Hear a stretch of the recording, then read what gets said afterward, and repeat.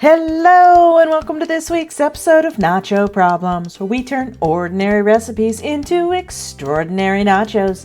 I'm Nacho Queen, but you can call me M. The end of summer always puts me in a nostalgic sort of mood, a longing for the simpler days of childhood. So this week's episode is inspired by one of my favorite cartoons. That's right, we're making strawberry shortcake nachos. Strawberry shortcake is the perfect dessert for a lazy summer afternoon. It's made from fresh strawberries, whipped cream, and, of course, shortcake, which, contrary to popular belief, is not a sponge cake, but a slightly sweet, crumbly pastry, similar to an American biscuit or a British scone. Let's get started. Step 1, the toppings. We're going in reverse order again because our toppings need to sit for a while. Here's what we need. About 2 to 3 cups strawberries and about a quarter cup of sugar. Now we're going to take our berries, cut off the ends, and then chop them into tiny bite-sized bits. Then sprinkle the sugar over them and stir to coat. Now these will go into the fridge for at least an hour, although the longer you leave them, the more juice they will release. And that's our topping. Next up is step 2. The chips. The shortcake will be our chips, and for that we need 2 3/4 cup all-purpose flour, plus more for rolling, a quarter cup sugar, 4 teaspoons baking powder, half a teaspoon baking soda, 1 teaspoon salt, 3/4 cup of butter, 1 cup cold buttermilk, I'm using milk plus lemon juice again, 2 tablespoons heavy cream, and some coarse sugar for sprinkling. Plain sugar would work fine too.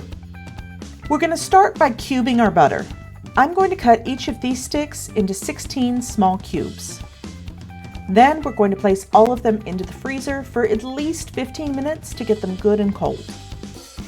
While they chill, let's mix up our buttermilk.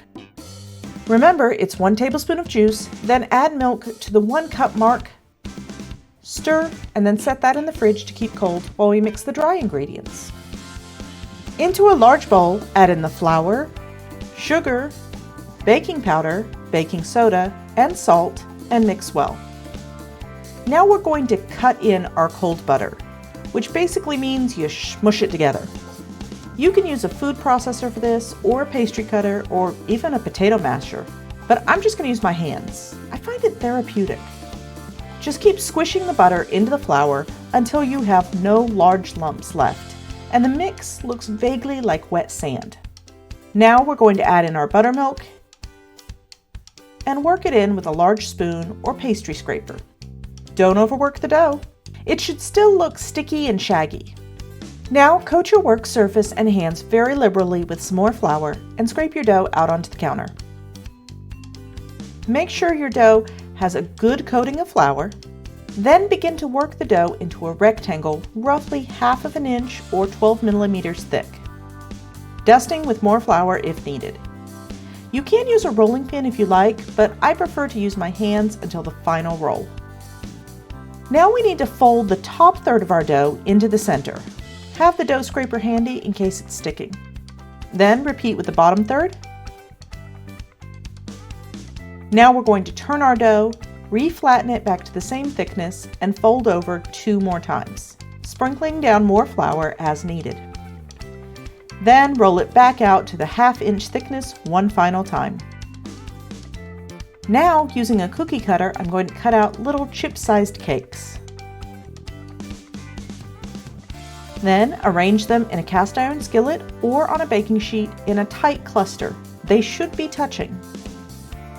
Then brush the tops with some of the heavy cream and sprinkle them with the coarse sugar. Now it's into the oven at 400 degrees Fahrenheit or 205 degrees Celsius for 20 minutes or until golden brown.